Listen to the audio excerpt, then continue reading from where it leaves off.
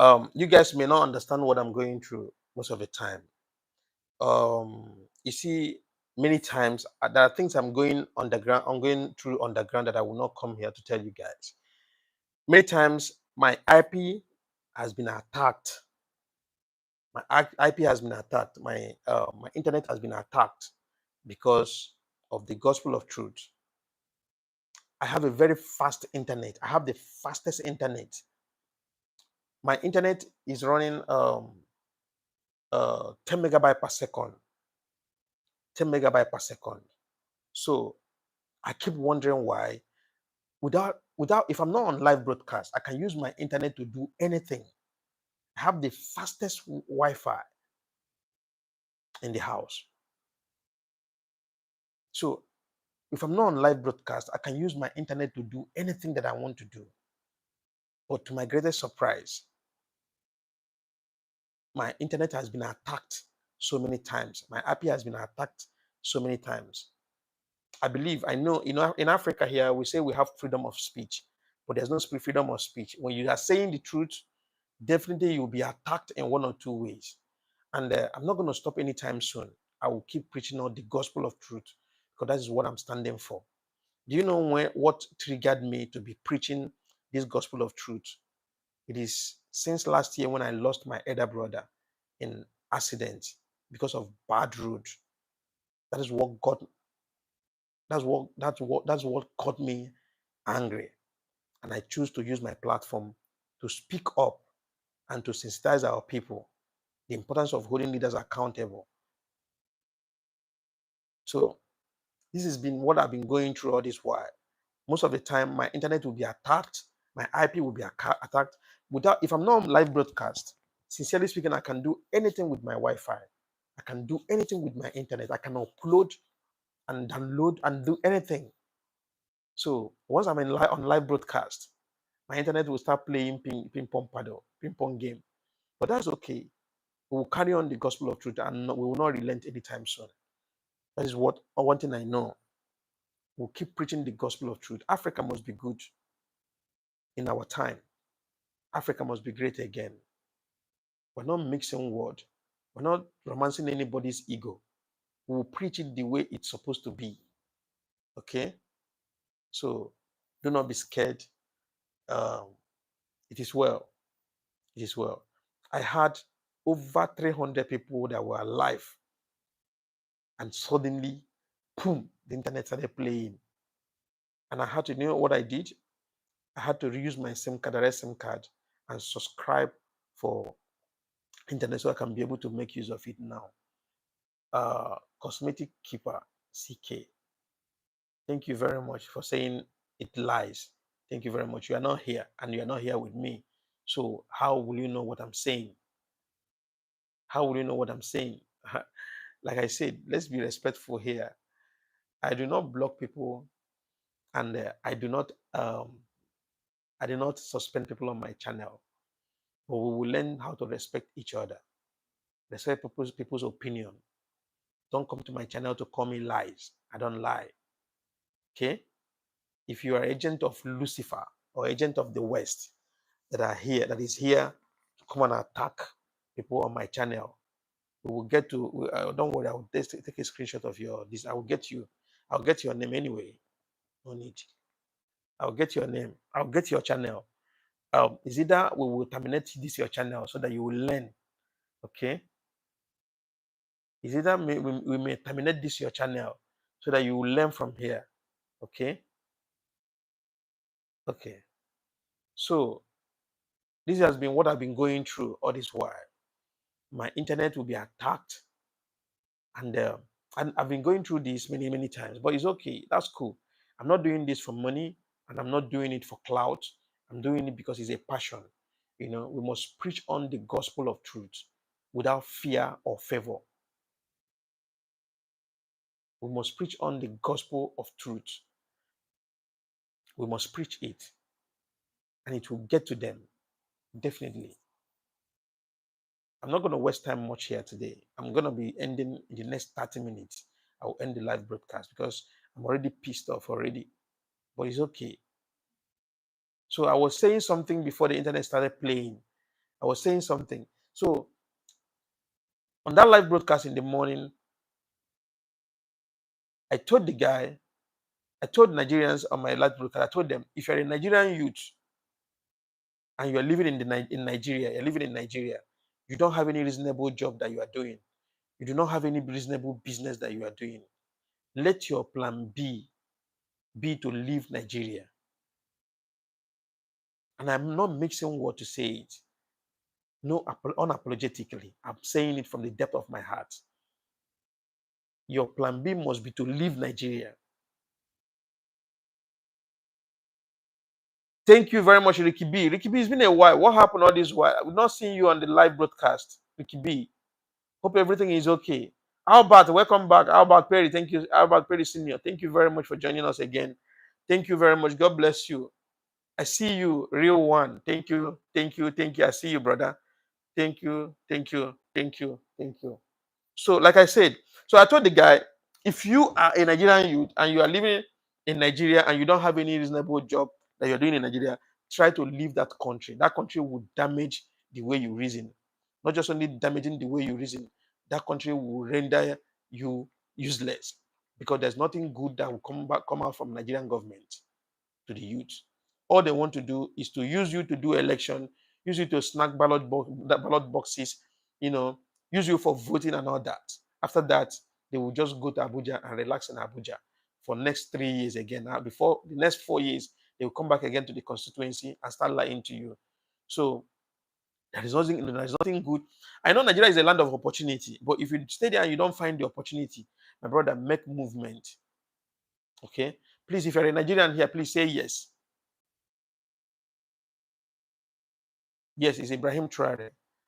It's Ibrahim Traore. Please, if you have a question, feel free to ask your question. And as well, you can put in your opinion here. Yeah, thank you very much. I want to see more Nigerian youths. I need more Nigerian youths here. I need more Nigerians. This message is for you people. If you're a Nigerian youth and you're living in Nigeria and you don't have any reasonable business that you are doing, you don't have any reasonable job that you are doing, please, even if it is Cotonou that you can afford to go to Cotonou. Everywhere is better than Nigeria. Until when you travel, you will get to see. Everywhere is better than Nigeria. Nobody can deny that fact that everywhere is better than Nigeria. The smallest country in Africa, is living far better than Nigeria. I live in the Gambia and I've been living here for the past 15 years. I've been living here. I came to Gambia when I was very young. Do you know how I got to Gambia? I came to Gambia without address. I was in Gambia when Gaddafi was killed. I was in Gambia. When Gaddafi was killed. I came to Gambia without address, without knowing anybody. There's nobody I knew from Adams. I left Nigeria 2009. 2009, I went to first immigration office. I did my passport. I went to Abuja. I bought map of Africa. Then I was security guard in King's Guard. So every time I sit on my beat, I would just be quiet. My colleagues would be asking me, why are you so quiet? I was just reasoning, God, is this where I'm going to end? Is this how I'm going to end? Just like this? Become a megad for the rest of my life? There's no future? Do you know how many millions of graduate Nigeria produces every year? Do you know how many million graduates Nigeria as a country produces every year? Is there any job available for them? There's no job available for them. Nigerian graduates, there is no job available for them. That is why you will find a graduate riding Okada. You can find a graduate riding Keke Napep. You can find a graduate doing POS. You can find a graduate doing menial job and petty jobs just to survive. And you are asking the reason of insecurity. Government, you think government don't know the cause of insecurity? And you think they cannot tackle the insecurity? They subjected you into abject poverty because they are taking advantage of you through your poverty. They make you to think less of yourself.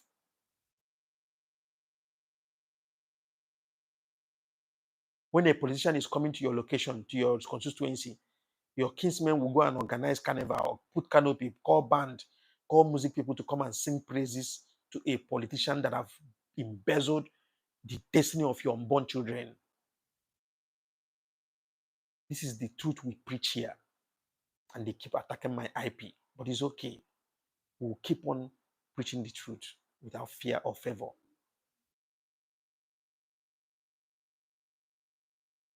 I left Nigeria without knowing where I was heading to, out of frustration. I had two things in mind. Is either I die on the road or I survive. There was two things that I had in my mind. My mom does not know where I was. My siblings don't know where I was. And you know, in Nigeria, if you're not doing well, nobody cares about you.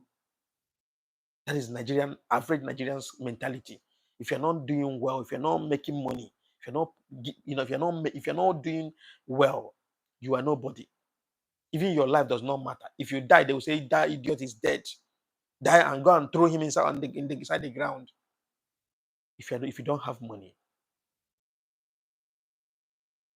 this is what I went through. 2009, I worked in King's Guard as a security guard. I had no other choice than to think the best thing for myself is to fucking leave this country. There's nothing I'm doing here. I'm not going to end up. For me, I'm a very ambitious person. I'm very, very, very ambitious. And if you talk about hardworking, I started hustling when I was 7 years old. If I tell people, they will say, yeah. I started making money. I started hustling, making money, and give my mom money when I was 7 years old. That is not child labor. That is what situation can subject somebody into. That is what condition can cause. I had no choice. Please, do I have Nigerians? And because this message is for Nigerians, I'm not talking to anybody else. Because Nigerians will relate to what I'm saying here. Please, if you're a Nigerian listening to me, please say yes. I want to be. I have a lot of people that are watching, but I'm talking. This message is for Nigerians, and others can also learn from here. Others can as well learn from here. So if you're a Nigerian, please indicate in the comment section. Say yes, I can hear you. If you don't say I can hear you, I will never continue my story. I will just start with another thing. If you're a Nigerian, please let me know. Please, Nigerians, say yes. Because I need more of Nigerians in this broadcast. I want Nigerians to hear me more. Please, if you're joining me for the first time, subscribe to the channel. Subscribe to the channel. Put on your notification button, please. Feel free. Put on your notification button. Subscribe to the channel. God bless you. Are you a Nigerian? If you're a Nigerian, say yes, please. Okay, thank you very much. I see Evelyn. Evelyn, right. Who else is there? I want more Nigerians. I am black man. I need to know this message. Okay, thank you very much. Please, if you are interested in this story, say yes. Let me tell you a story. I've said this before on my broadcast. I will repeat the same thing again today. So if you are a Nigerian, please, and if you're interested in the story, please say yes in the comment section. Okay. Spread love. Are you a Nigerian? Okay. Thank you very much. Thank you. Okay, I see LC. Thank you very much. Jamaican. Thank you very much. Genevieve Via the Ching. Thank you very much. Thank you. Thank you. Thank you. Thank you. Thank you. I don't know. I don't know if my old subscribers are here. I think they've had this story before. So, 2009, I was a security guard. Thank you very much, Genevieve from Trinidad. Thank you. So, I was hardworking. I'm a super hardworking person anyway, and very ambitious. So I started when I was doing the security job, and my salary was like peanuts. I think I was being paid 15,000 naira as of then. 2009. And 15,000 naira, then you can agree with me that it is nothing. There's nothing you can do with it. You cannot even use it to further more in education. You cannot use it to start up a business because after doing your expenses during the month. So I started doing this job, do this job, do this job. And I said, no, I will have to take another step because this is not where I want my destiny to end. So I went and did my passport. When I did my passport, I went and bought African map. I still have the African map in the store. I kept it to, to show my children and teach them something. So on the August, I think it was August, 2nd of August, 2010, right? I left Nigeria. I left Nigeria knowing I don't know where I was heading to.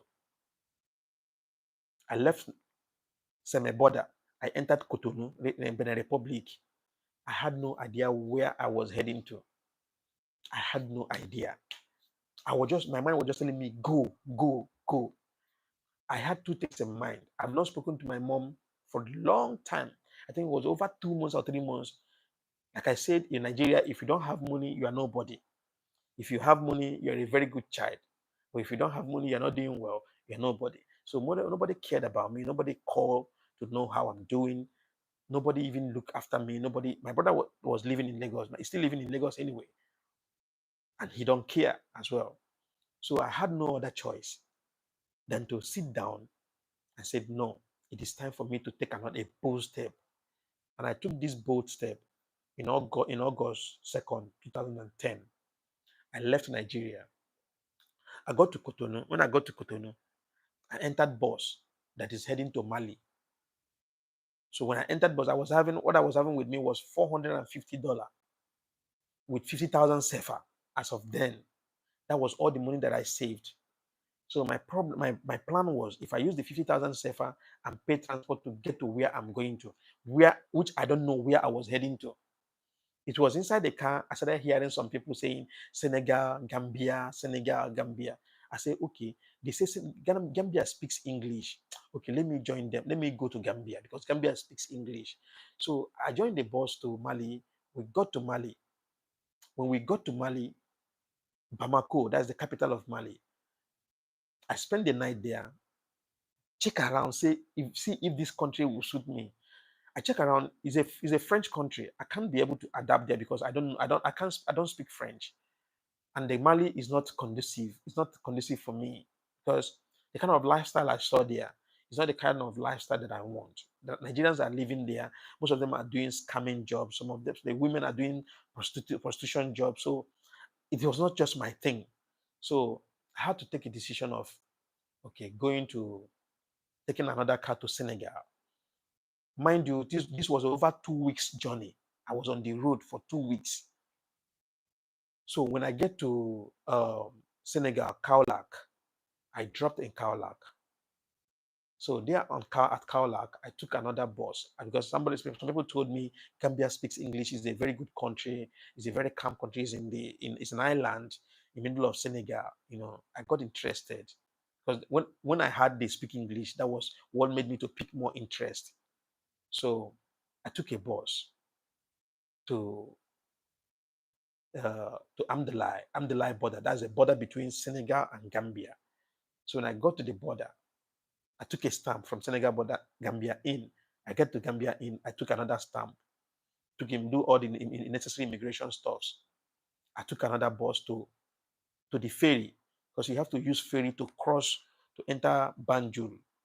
Gambia is sitting in the middle of ocean. So I took a ferry and crossed to Banjul. So when I got to Banjul, I had no idea where I was going to. I had no contact where I was where the person I'm going to meet. I have no idea where I was going to. When I crossed ferry and entered Banjul, I took taxi down to Serekunda. I got to where they call Kairaba Avenue. That's where I stayed. I slept on the street for 2 weeks. I slept on the street for 2 weeks. And the third week, I met one Nigerian guy that used to sell akara, that fries akara on the street. So the guy, I explained myself to the guy. The guy was like telling me, okay, now what you do is every morning come out and sit with me here, join me, help me, let's sell akara. After I will find you something. So I agreed with him and I joined him. So after this, after the business of the day, he will give me one akara and have bread with $25. That is what I will use to survive for the whole of that day. Though the money that I was having, I was still having some of them because I've already did some expenses. And you know, then to rent house in Gambia was very, very expensive. I can't afford it. So that's how I struggle. So one guy met me someday, a friend to the guy that I used to help to sell akara, met me and said, okay, can you do a job, a cleaning job in a restaurant? I say, I can do. As long as it's job, I don't care. So he took me to one restaurant in Senegambia and I started working there. That's where I worked until I saved money. I met a destiny helper. And by then, anyway, while I was doing that job, I was able to save some money and I joined some people to rent an apartment, some Nigerians to rent an apartment. We were three of us in that apartment. That's a room, one room and parlor. So that's where I was going, I was going to job from there until I met a destiny helper. That is how my story changed in 2011. My story changed till today. So the reason why I'm sharing my story with you, you as a Nigerian youth, I'm telling you the gospel truth. If you decide to stay back in Nigeria without making movement, I'm not saying you should take the kind of risk that I took. Not everybody will have the mind to do that. But let your plan B becomes to leave that country. That country will damage your psychology. That country will damage your sense of reasoning. I lost my only immediate elder brother, the only elder brother that I have in this world. I lost him in that Nigeria because of bad road. Last year, I lost him. And since I lost him, I lost my cool with Nigerian government. That's when I pick up my phone, pick up my platform. I said, no, I will loud it clear, loud and clear. Everybody must hear my voice. Nigerian government is a failure. Nigerian government is a failure, a total failure. Not just Tinubu. Let's keep Tinubu by the side. From the creation of Nigeria, since the time of independence, Nigeria became horrible to its citizens. Nigeria became horrible. The leadership is nothing to write home about. Nigerian leadership is nothing to write home about. A country that cannot boast of 24 hours electricity. A country that if you are sick and you go to the hospital, you can't even have paracetamol in the hospital. A country that doesn't even care about her people.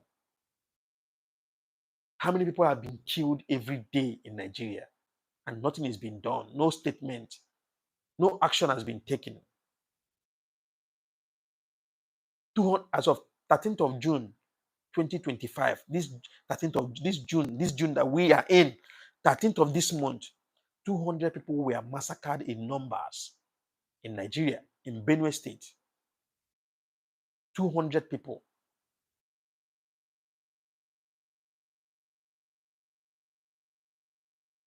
People have been massacred in Benue State. Up to today, no arrests have been made. Up to today, no arrests have been made. The killers are walking freely in that soil, on that soil. A country that doesn't even care about your life, about your welfare, about your well-being. A country that doesn't even care if you are alive. Now, what is happening in Nigeria now is that Nigerians are no longer asking for dividends of democracy. They are no longer asking for basic amenities. What Nigerians are asking for now is, President, please protect our lives and our properties so that we can be alive. Now we are not asking for good pipe and water. We're not asking for constant electricity. They are not asking for good access road. What they are asking for now, please protect our life. We want to be alive.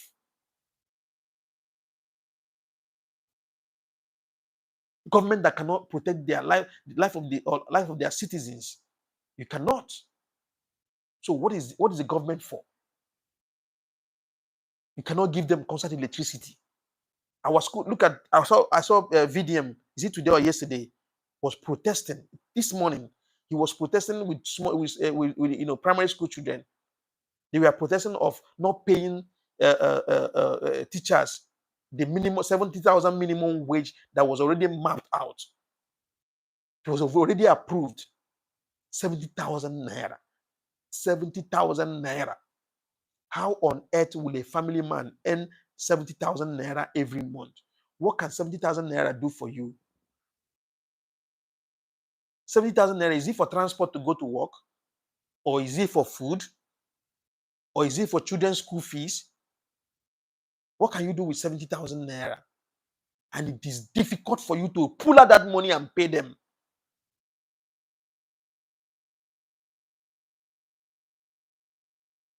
You cannot, it is difficult for you to pull out that 70,000 naira and pay civil servants. Meanwhile, your children are, you as a politician, you spend millions on women. You spend millions to carry women to hotel. But you cannot approve 70,000 naira to pay civil servants. What can 70,000 naira do for a civil servant? And the worst part of it is that this civil servant don't even have proper retirement plan. There's no proper retirement plan. There is no proper retirement plan for them. If you're a Nigerian and you are a civil servant, there is no sugar in your tea at the end of the day when you retire. When you retire, you become a beggar. It is even better. We'll even advise you to even, open a car wash and do car wash than to serve Nigeria in your, as your country. Because when the day you decide to serve Nigeria, apart from being a politician, because politicians are the ones eating the Nigerian economy, Nigerian money.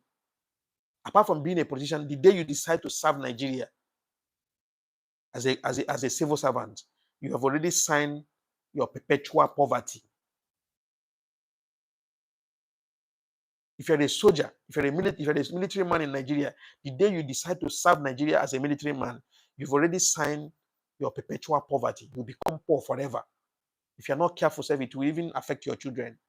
Because when you don't have money, there's no good life you will give your children. You cannot even teach them how to become a human. Because without money, you cannot raise family. If you're a police officer in Nigeria, you've already signed your perpetual poverty.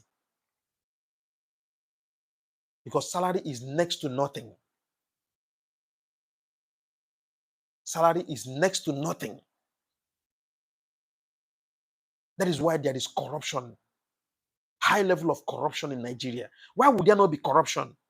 When you pay individuals of 70,000 naira every month, how do you want them to succeed? How do you want them to survive? They will definitely take bribe. They will take bribe to survive. And you as politicians, you are signing millions as allowances. You see a single politician is signing 5 million, 10 million as an allowance every month. Meanwhile, to pay people, to pay civil servants well, becomes very difficult for you. Posterity will never judge you fairly. That is why they keep, you see, let me tell you, I'm not scared to speak the truth. I've lost my brother. So death does not even scare me anymore. I'm not scared to die as long as I'm standing on the truth, to speak the truth into power. Nigerians have gone through a lot. Go to the north. Go to the northern part of Nigeria. If you're talking about the region that is so loyal to their elites, is the northern people. Northerners have been subjected into abject poverty. Northerners are supposed to be one of the richest regions.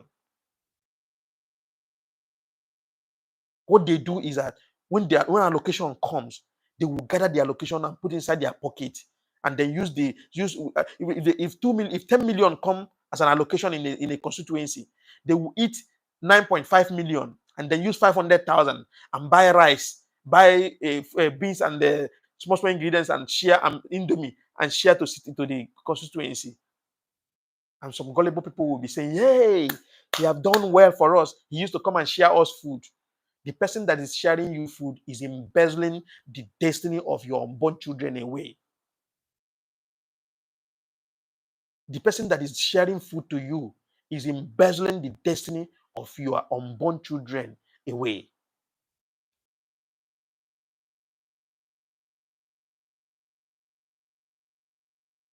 Nigerian politicians are the worst politicians ever in the whole entire world.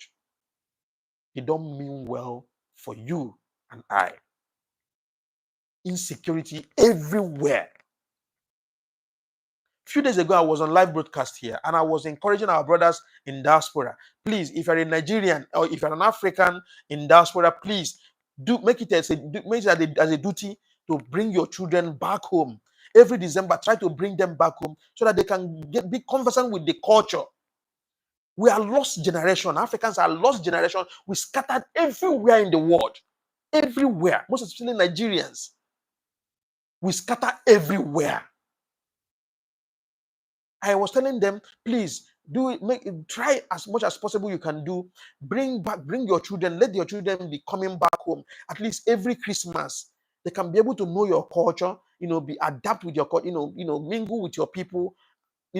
Make them to know the importance of coming home. And one brother said, the brother is living in America. He said, "My brother, we want to bring our children, but how can we bring them when we see all these things on the social media and on the news, the kind of insecurity and the kind of killing that is going on in Nigeria? This is the bad effect of bad leadership."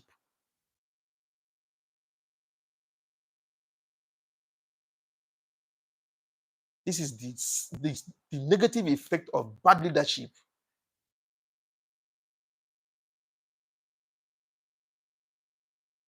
And Nigerians are quiet.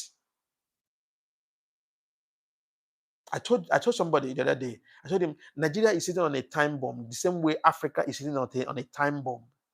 Nigeria as a country is sitting on a time bomb. The youth have been pushed to the wall.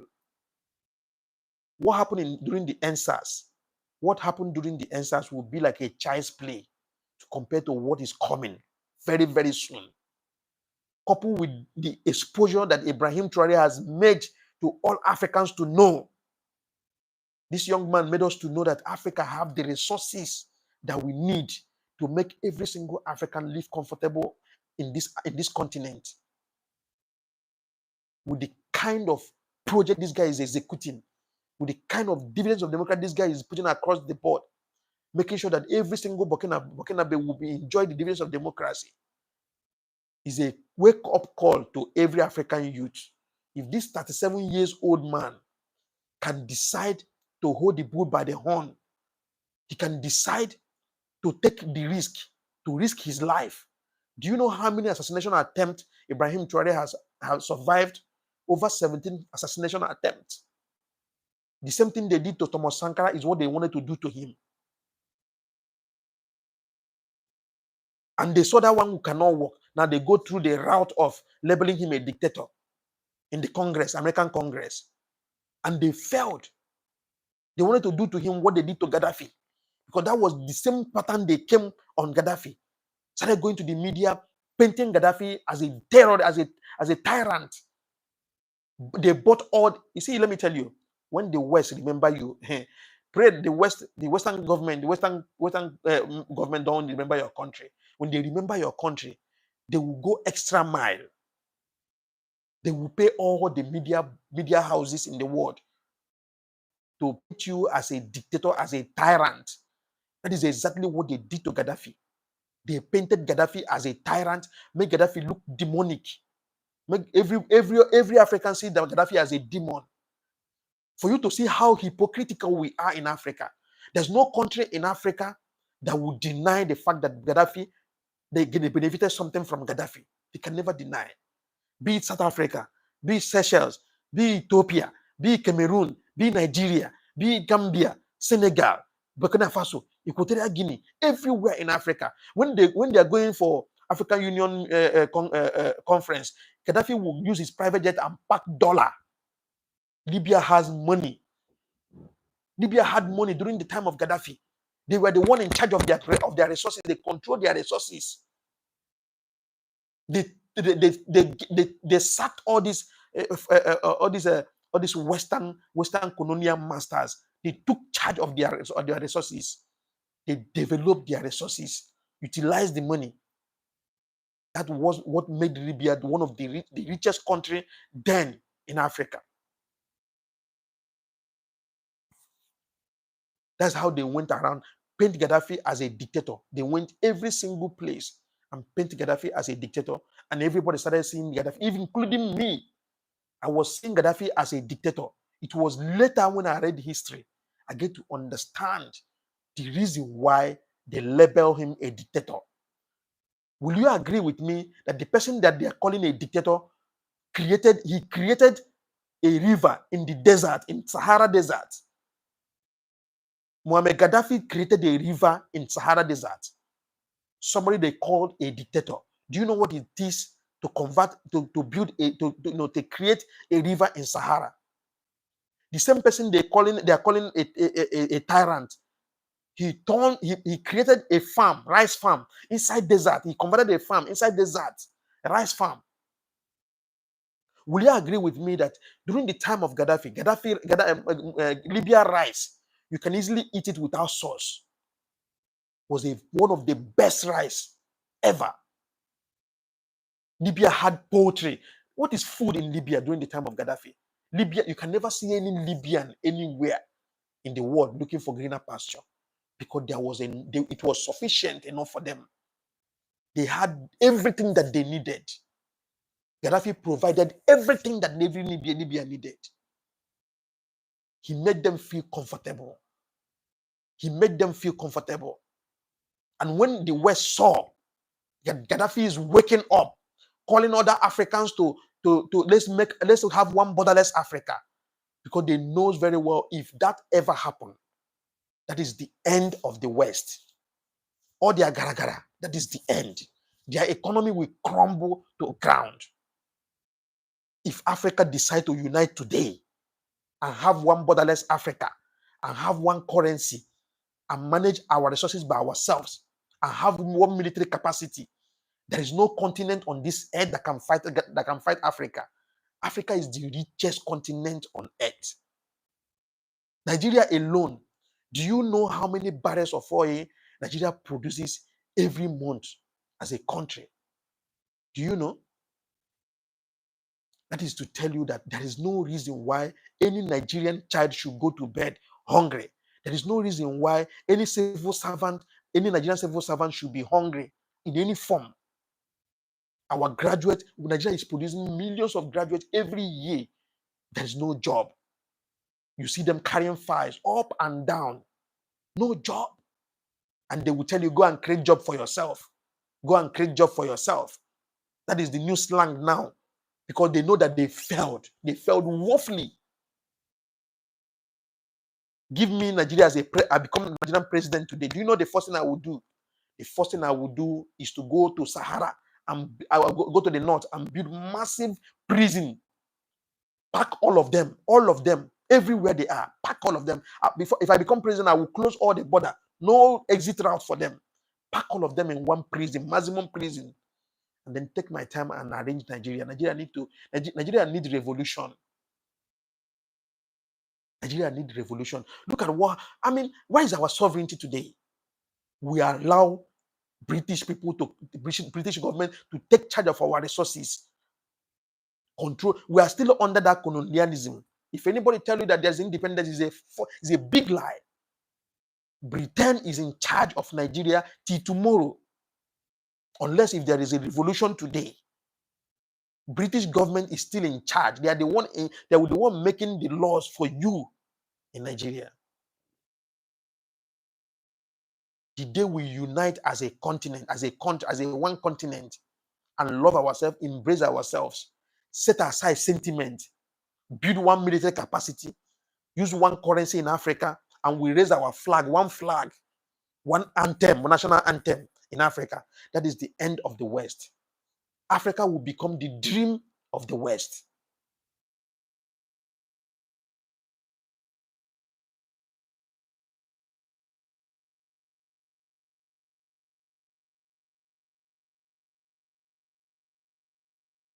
We have suffered enough. And it is time for somebody to speak speak the truth into power. That is why they fought Gaddafi tooth and nail to eliminate Gaddafi. They fought Gaddafi all around, making sure that they brought him down, because Gaddafi now started preaching one African nation, one African currency, one borderless Africa. That is what the preaching of Gaddafi. That is what got them mad. And they say, no, if we allow this guy to continue, this guy will ridicule, or this guy will mess us up. It's better we eliminate him. They started fighting tooth and nail to eliminate Gaddafi. At the end of the day, they succeeded with the help of Libyans. Libyans today, where are they today? For the past 15 years till today, there's no government in Libya. Where is their oil going into? For the past 15 years today, there is no government in Libya. Okay, since they love Libya so much that they want to rescue Libya from the hand of tyranny, why not America come and establish government in Libya, or help Libyans to organize an election and have a leadership in Libya? Why not? These are the people that you confide on. These are the people that you worship. These are the people. Sometimes I look at some Africans. Some of them, sometimes when they get visa to America or to UK, they start jumping. Hey, I got visa. You become a slave in another man's land. A son of a king. Do you know that we are king in Africa? Africa is a land of honey. Land of honey, oil and honey. We are so blessed. We are so enriched with natural resources. Do you agree with me? I don't know if I have Nigerians here. I stand to be corrected. Will you agree with me? I'm saying this without mixing words. Do you agree with me? As Lagos State as a state, Lagos State as a state, we have Lagos State as a state has a population of 24 million in population. Will you agree with me that Lagos State as a state is far richer than Spain as a country? Let me bust your brain.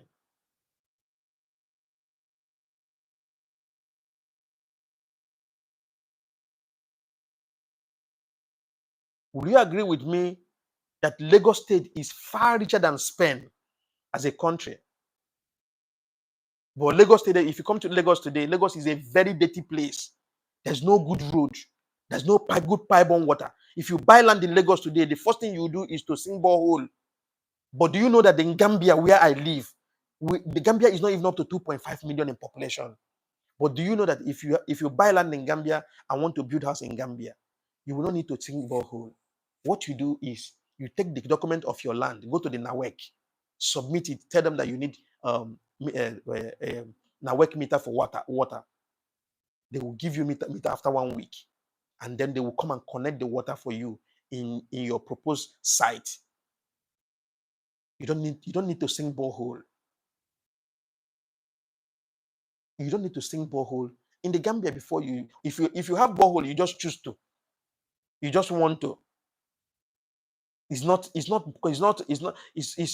just a choice. But there's a pipe-borne water that is across every nook and cranny of this country. Do you know that in Gambia here, we can enjoy light for 2 weeks without even light going ping pong? And once light go off here, within the twinkling of eye, within 30 minutes is back. Or let us 1 hour, it is back. A small country like this, country that does not have oil. The only mineral resources I can remember Gambia has is sodium chloride. Apart from sodium chloride, Gambia is a country that survived by tax and survived by tourism.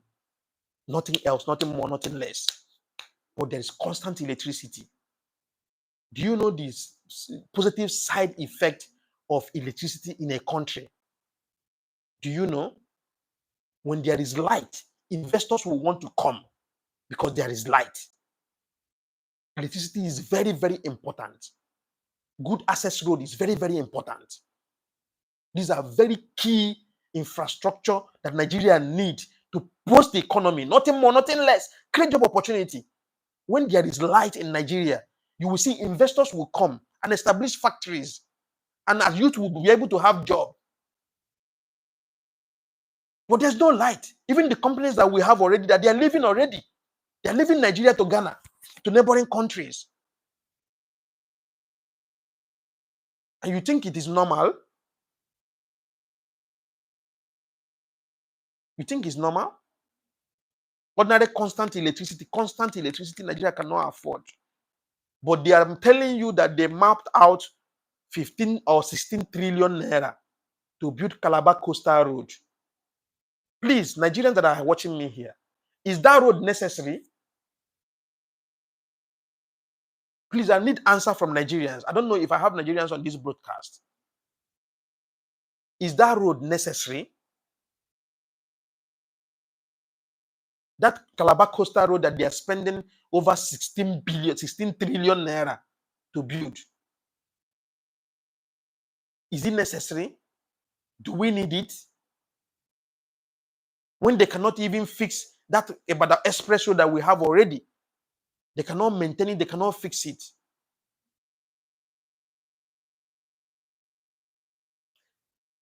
Rosan Okafor, let me tell you something. You said if there is no security, there is no investment. There will be no investment, definitely. But do you know the cost of insecurity? I've told you guys here the cost of insecurity in Nigeria. The number one cause of insecurity in Nigeria is not even the Fulani herdsmen. Trust me, the number one cause of insecurity in Nigeria is lack of job. Let the government create job opportunity. That is why I ask you, do you know how many millions of graduates Nigeria produces every year? Every year. But there's no job available for them. Do you know that it can be frustrating when you spend 6 years, 5 years, 4 years in the university, come out with BSc, and you cannot find a job? You'll be carrying file up and down. At the end of the day, you end up becoming a hotelier. You end up become a waiter in the hotel with BSc. You end up become a car wash or a Okada rider or a keke napep driver with BSc. Do you know that it is frustrating? Bible said, an idle mind is a devil's workshop. An idle man is a devil's workshop. So when there is no job available for them, what do you think they will do?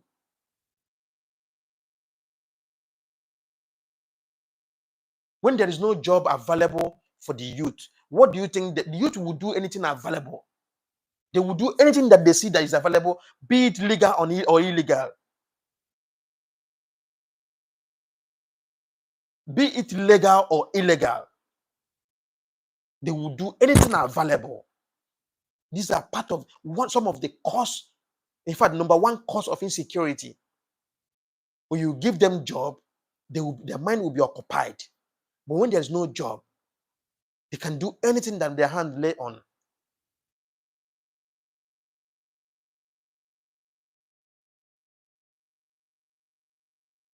That is why in Nigeria, corruption is eating Nigeria deep and deeper and deeper and deeper. Few individuals are the one enjoying the resources that Nigeria has. The rich want to become richer. The poor, they oppress the poor to make the poor poorer. One person will own over 700 duplets in one of his estates. A former CBN governor. Over 200 houses. What is he going to do with those houses? What is he going to do with those houses? You acquire houses for yourself. The money that is meant for the public, you embezzle and put it inside your pocket, only you and your family.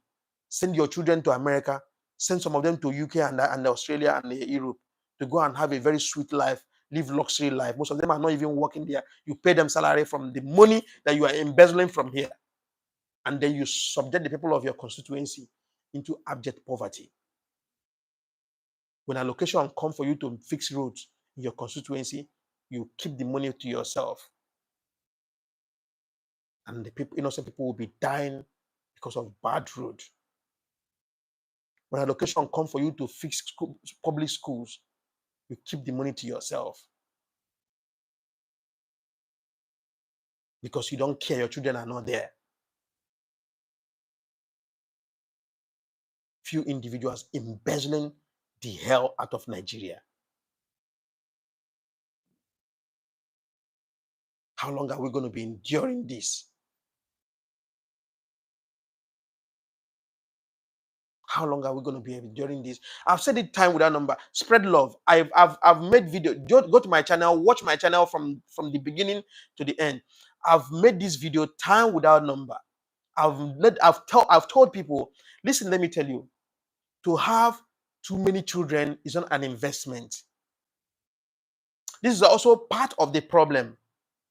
Somebody that cannot even feed himself, somebody that cannot even take care of himself, you will see him have 5 children, 4 children, 3 children. Some of them will even go and take second wife when you know that your salary is peanut.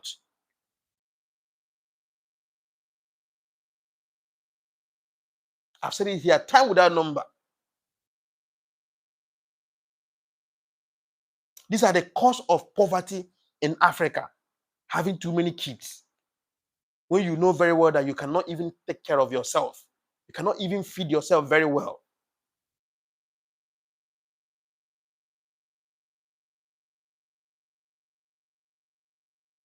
Africa will be great again.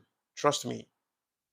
We will bounce back on our feet and nothing can stop us. Trust me.